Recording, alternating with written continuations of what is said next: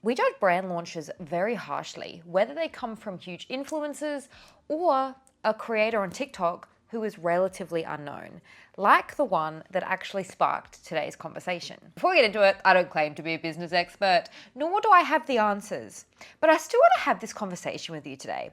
But before we do get started, I want to say that I am not shaming any of these particular women, or any woman for that matter, that goes out and gives launching a business a good solid crack. I think it takes some really big lady balls, because in the landscape we live in today, the founder is just as important as the business and the product itself. And I think pre-social media, that really wasn't the case. Whereas now, if you are launching a product for the most part, you are also not only putting the product out there to be ripped to shreds and scrutinized, you're also putting yourself in that arena. Today's video is sparked by a TikTok I came across a few weeks ago, and I've been following, aka lurking, ever since.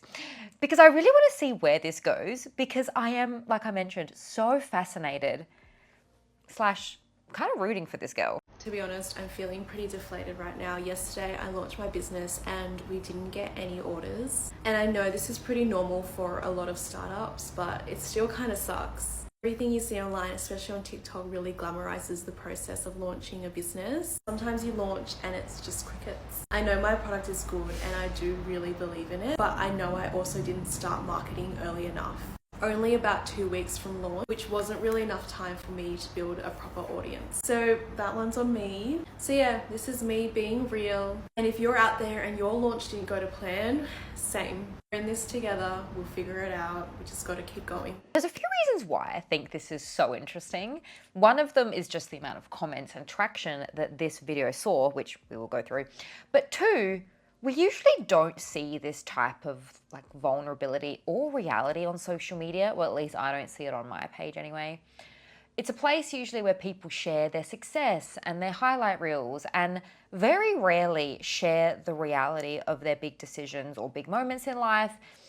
And I think, to be honest, this was quite a refreshing interruption from the usual content we see surrounding not only influencers and wealthy lifestyles, but also just business success. And oh my God, my items were seen on Kendall Jenner or featured in Vogue. And don't be wrong, that's all well and good, and that's amazing. But I think to see someone being like, hey, look, I did this thing and it didn't turn out how I'd hoped, is a unique approach to business and a strategy that we just don't see often. And I think potentially, at least for the short term, this has served her well. You know, this particular video has over 300,000 views. And technically, those views are eyes on her brand. And having people talk about her brand, you know, whether good or bad, is still good for engagement and exposure. We're essentially getting access to someone's diary. You know, this is a play-by-play of their moments in business. This type of what some would call a fail or a setback would usually be reserved for inner meltdowns with, close friends or family or your diary. But this girl is essentially broadcasting to a global audience the reality of starting a business in 2025. And especially the reality when something doesn't go to plan. And people in the comments were quick. Okay, I'm talking super quick to tell her exactly why they think her business launch didn't make any sales. Just some of the top comments here. Nearly $200 for a two-piece set in this economy is diabolical and so out of touch. Best of luck to you. 4,715 likes. Someone said it's expensive and not size inclusive. 1,500 likes. It's coming into winter, not really the best time to be launching a swimwear brand. 2,900 likes. $100 for a triangle bikini top is absolutely crazy. Swimwear is a saturated market in Australia as well. Would love to see a price breakdown on some of your pieces. Why do they cost so much? That has 1,424 likes. Prices are diabolical and summer has also ended in Australia. 2,700 likes. So yeah, a lot of chat about the price and just it being winter essentially. I think your size is only going to a 12 is pretty unacceptable. More realistic women's sizes, wider range of models would appeal to more women. Two of the big arguments, other than the price, which we will get to, were the lack of inclusivity, only having a product range go to size 12, and just the lack of product range in general. So as you can see here on her website, she really at this current time of filming only has 3 bikini tops and 3 bikini bottoms. And I'd love to hear what you think in the comments down below. She's mentioned in her TikTok that she does really want to increase her size range and also her product range, but it's going to be one of those things that takes a little bit of time while she just builds up a little bit more money to be able to fund it. Yes, it would have been great to see a wider range of models, but we also have to consider that hiring models, even that costs money to hire a range of models. For someone who's literally just started, bootstraps, we're going to assume, from the very, very beginning of her journey. We're watching somebody from the very beginning of their journey start a business. And I don't know if it's the fault of big business or just being able to receive most things instantly that has destroyed us as a culture. Because, like, in my opinion, guys, she literally just started. This comment I did find really interesting, though. I want to read it to you. I don't know how I landed on the side of TikTok, but to all the people complaining about price, respectfully, the prices aren't for you if you can't afford them. You are so opinionated because you wish pieces like this were in the same price range as fast fashion, that this economy is all that allows most to afford. No hate if that's your current situation. You do what you have to and buy what your budget allows. Educate yourself why slow fashion pieces from local and sustainable designers are more than fast fashion. $200 for a 2-piece is not outrageous. It's usually under the industry standard for these types of prices. No need to spread hate, just move on. Someone here is just launching their business to make a living just like you. If you comment hate, you should look deep within yourself. You need a therapist and some respect. I would love to hear your thoughts on this entire comment section. There were a lot of people saying that these types of things could be bought from Shein. And you know, this isn't necessarily the fault of the customer. You know, the cost of living pressures obviously have a lot to do with why people choose fast fashion brands, but brands like Shein are giants. They produce extensive product releases, and their reliance on low-cost labor and materials have created a competitive landscape where small independent brands struggle to thrive and in a lot of cases survive. And not to mention, they do have dominance in online platforms. Fast fashion from China. Buy online now. Style for less. Way less. Unbeatable prices. Dress, $10. Shoes, $5. How so cheap? Don't worry about it. The popularity of Shein hauls on TikTok is just out of control. And I think these types of videos that just get hundreds and thousands of views have amplified the perceived value and appeal of its products. Shein's massive scale and marketing budget has allowed it to saturate the market and reach a wide audience.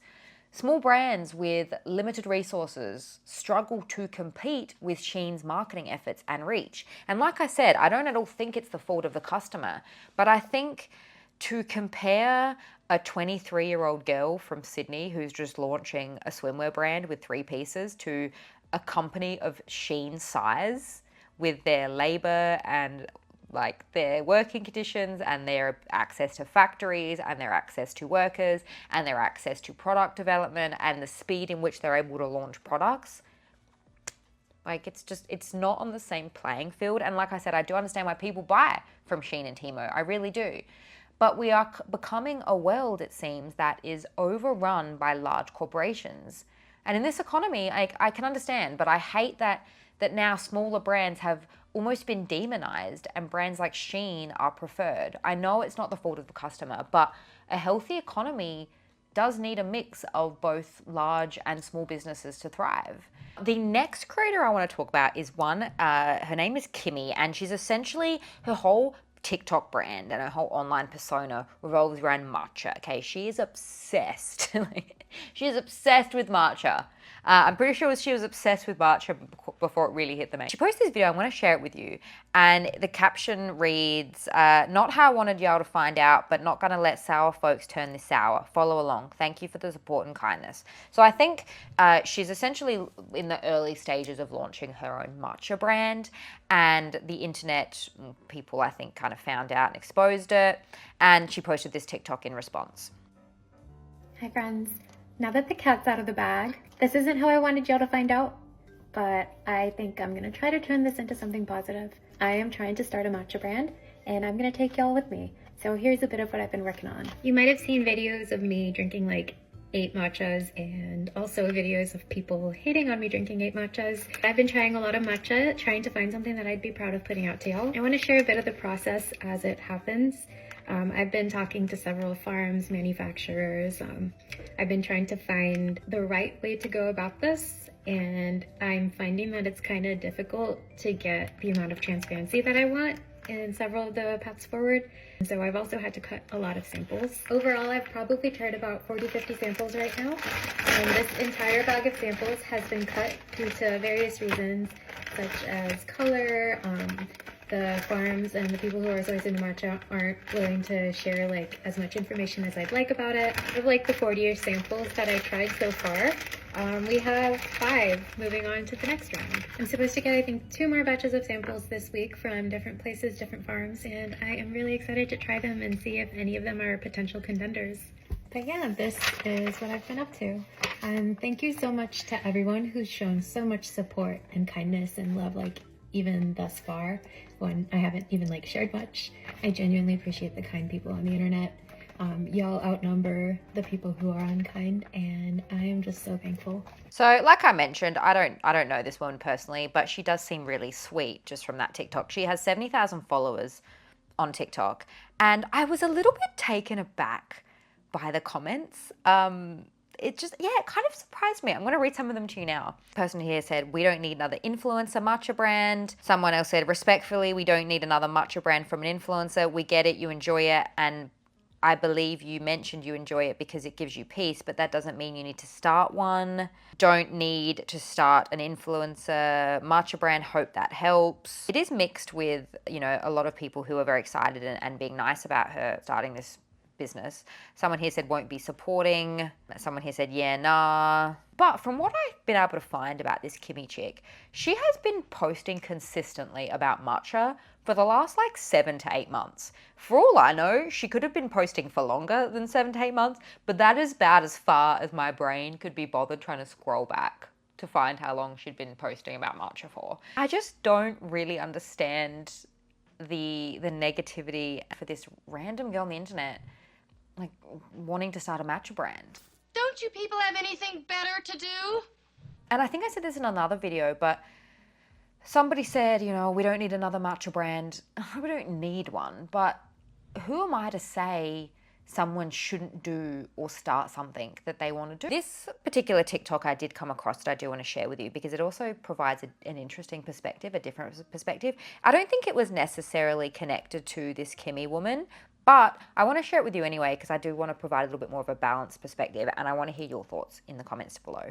I have a bit of a bone to pick. I'm seeing a lot of influencers, creators, just matcha enthusiasts in general creating matcha companies. Don't get me wrong, I'm so happy that this kind of product is so much more readily available in Australia. Now it's a household word. I think it's amazing that we're sharing this love. However, my gripe is with people who have zero education around tea ceremonies, the importance of green tea in Japan.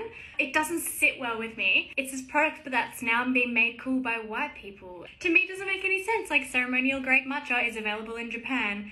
Wouldn't you rather, as a consumer, drink product that's been made at the source? And I understand that a lot of these matcha companies are importing their product from Japan. I just feel like there's a lack of education around it all. I've seen this creator, I actually really love following her. Her name's Naomi, and she has this matcha company called Meow. Sorry if I'm not pronouncing that correctly, Naomi, please correct me if I'm wrong. She comes from generations and generations of tea makers. Her grandparents in Japan sell this product. There's all these tough restrictions that she had to go around packaging and everything. If your grandparents are making and selling it and you can't even change the packaging, it does make me question if these other influencers and creators are skirting around corners and just selling products that they're not supposed to. I don't know if you remember this controversy a couple of months ago. Someone on Shark Tank came on, pitched a product that was bubble tea repackaged and essentially said oh, we don't know what ingredients are inside, so we've now made it readily accessible to the masses. Boba is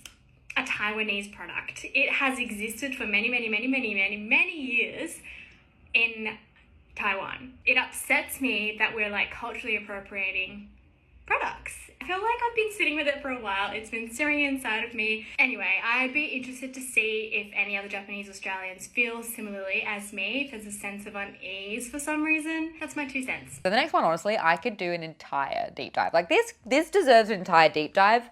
This could be studied. This whole thing could be studied in college classes. And I would love to hear your thoughts on it. Did you hear about this creator was selling farmers market totes for like 120 US, and the internet went wild. So this tote bag apparently sold out, which does bring into question the amount of stock that the influencer originally ordered.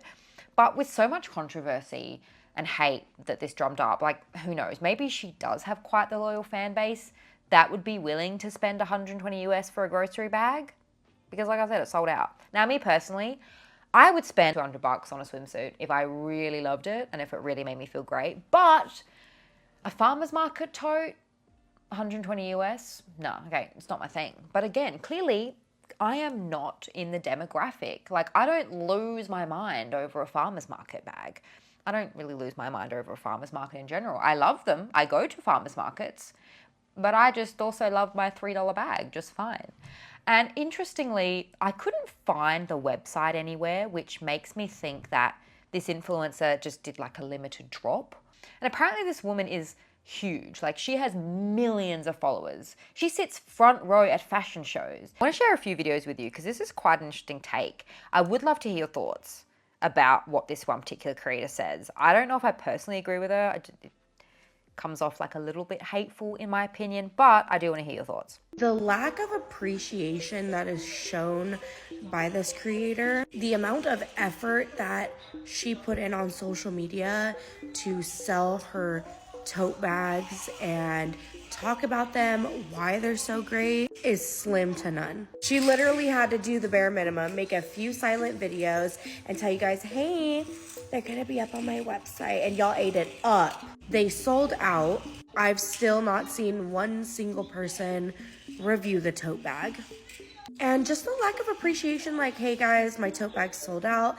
I'm so thankful for you guys. Thank you to everybody who is supporting my brand and my business. It's just wild.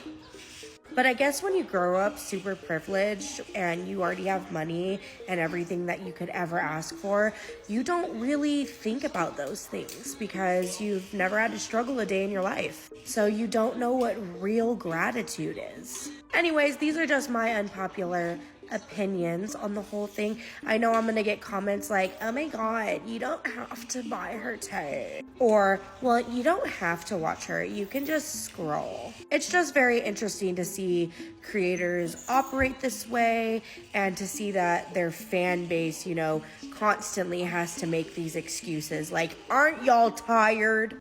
Interesting. It's an interesting take. I don't know anything about this creator. Like I said, this creator that started the tote bag. I don't know what kind of a background. Like I said, this could be a whole deep dive. I don't know like what her story is. Apparently she grew up with wealth. I don't know. It says wealthy kids who grow into wealthy adults aren't taught these things apparently. Lol. It's really interesting. There's like a mixed bag of comments. People are saying, I have her blocked. She's blocked. All she does is cook. Is it this deep? I don't get it. Her business model works for her. Why work so hard to bring her down? I'm confused why people want to give the rich more money. Let's support small creators. Interesting take. I'm so confused. Would you still expect Elon Musk to call and thank you for buying a Tesla? Why attack a small business owner? This has 100 likes. And this person says her business is based on social media, keyword social, and she's fully funded by people's comments, views, and likes. I can understand both sides, but I suppose when a business is grown off of social media, there is that parasocial relationship at play where people feel like they know the creator and they're entitled to a thank you and they're entitled to more appreciation. Do you think they are? Do you think they're not? I'd love to hear your thoughts. This one guy here, I'm going to show you his TikTok. He literally worked overtime to be able to afford this tote. So I got influenced and I bought the Emily Mariko tote bag for $120. I mean, the box, like the packaging this bag comes in, it's a little bit more luxurious, let's be honest. Like, I think there's this like element of luxury surrounding the bag with the creator and then like the box and the way it's packaged. But at the end of the day, it is just a tote. And I did work an overtime shift to afford this. And I'm going to show you guys what it's like compared to my regular Trader Joe's tote bag that cost me like $10 versus $121. So let's see how this goes. Whew. Comes with a fancy little sticker in the middle. And here it is, the $120 tote bag. Here is my Trader Joe's bag on top of her bag. It's definitely bigger. And when it comes to the actual fabric, it's actually the same. I cannot tell the difference. And I got one pocket in the front. Her bag, one pocket in the front. But for her, she has an additional pocket with a zipper up here with her name on it. And there's nothing else in here. And that's really it. You're paying like an extra $111 or $10 just for extra pocket, her name, and it's bigger. And that's really it. I worked overtime for this. I have been influenced. I love how honest he is. I love that he mentioned like more than once how much he did work overtime to buy this. Now look, like I said, I don't care for this tote. It does. I'm fascinated. Like my mind is blown because, like I said, I'd pay $200 for a swimsuit. I wouldn't pay 120 US for a tote. And it fascinates me how we all decide where we choose to put our time, energy, and what we deem to be valuable. And there is an audience of people who deem this tote to be valuable. And that is what I find truly amazing and fascinating about this whole discussion at the end of the day. I want to read this one part of an article I read. Quote, "What did anyone expect from Mariko, whose entire brand is quite luxury? The reason so many people follow her, more than 12 million of them on TikTok alone, is for her tantalizingly unattainable lifestyle. One set to the cadences of farmer market trips and leisurely meal preps and vacations in Lake Como and Hawaii and Napa. Her totes aren't made for me or you. They're made for the Lululemon wearing, Erewhon shopping, green juice sipping women who are exactly in Mariko's demographic. And that's fine. Enough people exist in that category that the tote bag have already sold out, seemingly reaffirming the business decision to price and market them that way." End quote. Whilst this bag is made from 100% cotton in California, which does justify some of the costs compared to overseas fashion, some do argue though that the price is still way out of touch, and it absolutely infuriates them. Like I said, it doesn't infuriate me, but I wouldn't pay it personally. And I'd love to hear from you. Do you think that the backlash sometimes from influencer brand does feel like it reflects unrealistic expectations about what influencers owe their audiences and what they feel that they deserve to make or should charge for something? Or do you think that the criticism and backlash is justified? Some of the most troubling reasons as to why I think new and upcoming brands and influencer brands in general are so quick to be judged and shat on and critiqued are for some pretty valid reasons, to be fair. To name some, oversaturation and burnout. Influence fatigue is so real. It feels like every other day an influencer seems to launch a brand, whether it be a beauty brand, a skincare brand, a wellness brand, a fashion brand. Audiences are tired of the endless product drops, especially when many feel rushed or like a copycat or money motivated. There is also, I think, a perceived lack of authenticity. People sometimes assume that these brands are cash grabs and not passion projects. When influencers promote like 20 brands and then all of a sudden are launching their own brands, for some people it screams just another paycheck. And I think there is also this idea that sometimes it feels like the influencers very much portray and act out a certain life for social media, and it almost feels like they're cosplaying as a business owner. Consumers are becoming increasingly wary of cheap formulations and white label product drops and drop shipping now more than ever. And with the countless influencer scandals, you know, one of the biggest ones, let's be honest, the Jaclyn Hill hairy lipsticks. We will never not be speaking about this. This is going to go down in history. More people are skeptical of newer launches than ever before. And a lot of the time, audiences feel connected to influencers because they see this portrayal of their life and they feel like they know them and they know what their life is about. Because, you know, we see a few minutes of TikToks and Reels and maybe a weekly vlog. But then when a brand launch comes out of nowhere, people often feel blindsided, especially if the product the influencer has created doesn't really seem to line up with the content they post. It can kind of, I think, leave audiences feeling blindsided and confused. Because I think the thing is, a lot of influencers don't take people on that journey. You know, they don't take them through launching a product. Maybe it's because a lot of them are doing it with white label, or a lot of them are doing it through drop shipping, or just like cheaper, faster shortcuts. Or maybe maybe there's other reasons why they don't want to take them along on that journey. But it is interesting because for a lot of influencers, they open up their life to their audience in so many other ways. You know, they talk to them about their mental health care struggles. They tour them around their house. They take them around their city. They let them into their inner world. And that's why I think sometimes influencers like just confuse audiences when a product just comes out of nowhere. And the audiences are thinking, hold on a minute, why didn't you talk to me about this up until like, you know, a week before or literally now when you're trying to launch this thing? Where was that journey? Why didn't we get to go on that journey together? I think building a business is freaking hard work. And I think for some people, their audience feels like brand ownership is cosplay and it's like performative. And I think with social media, so much emphasis, I think, for influencers of making life look pretty and fun and aesthetic and perfect. The way it's portrayed on social media by influencers is this like a beautiful, aesthetic, perfect, fun, happy, pretty thing. And I think that's kind of what's missing is like taking audiences deeper. And a lot of influencers who start these brands don't really do that because it's also like tricky to do so, because then, you know, going back to this like random girl on this TikTok, like this Marvel swimwear asking for a price breakdown, it's like sometimes if you give people an inch, they want a mile. We live in a time now where we are encouraged to share our opinion on literally everything because we get views for it, we get attention, we get an online following. And I think that's another reason why people are so quick to come on and share negative experiences with businesses, especially influencer businesses, because it gets clicks. Some of the hatred and the criticism around certain influencer brands, I can see how some of it's valid. But then sometimes I wonder if some of the stuff I read, is it simply just like woman on woman crime? Like, I hate to say it, but I have to think, do we act like this towards women due to like jealousy or internalized misogyny? Maybe because it doesn't come across my feed very often, but I just don't see many men get teared down for their business ventures or ideas, whereas women seem to put down other women and small business owners simply for just like having a go. I'm switching gears so much, I'm surprised you haven't had whiplash at this point. But one thing I think is quite interesting, and it's something that I've seen again and again, you know, like with the more influencer brands that have come out and failed or just not worked out or had to be shut down, like we've seen quite a lot of them. And I think that for a lot of large creators, probably because of how social media portrays business ownership and how it's portrayed online as like this fun, pretty, aesthetic thing, and it's actually like sometimes it's not at all that way and it's completely different to how it's portrayed online. I think for a lot of these creators, they assume a natural progression would be to launch a product. You know, like a lot of them have millions, if not hundreds of thousands of followers. But in reality, it takes more than having a following to have a successful business.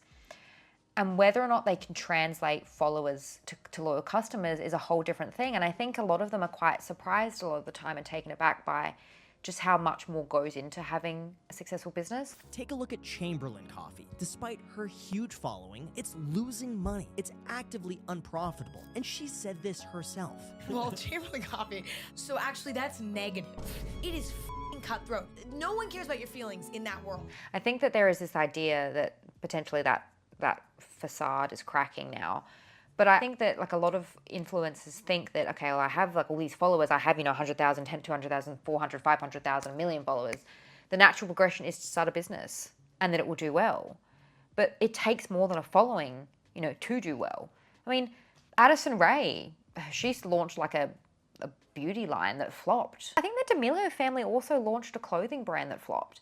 And it just goes to show that sometimes having a huge audience and a platform really isn't enough. Like, these markets are majorly oversaturated and it takes more than having an audience to be able to succeed in business. I'd love to hear your thoughts on this. Do you think that we are being overly critical of small brands or influencer brands? Or do you think that a lot of the criticism and the frustration surrounding them is valid? I would love to hear your thoughts on today's video. It was a little bit of a hodgepodge, but kind of all just stemmed from this one TikTok I found that I wanted to share some thoughts with you. And I'd love to hear yours in the comments down below. I'm going to have a few more links for you there if you want to check those out. Thank you so much for joining me in today's video, and I'll see you in my next one. Bye.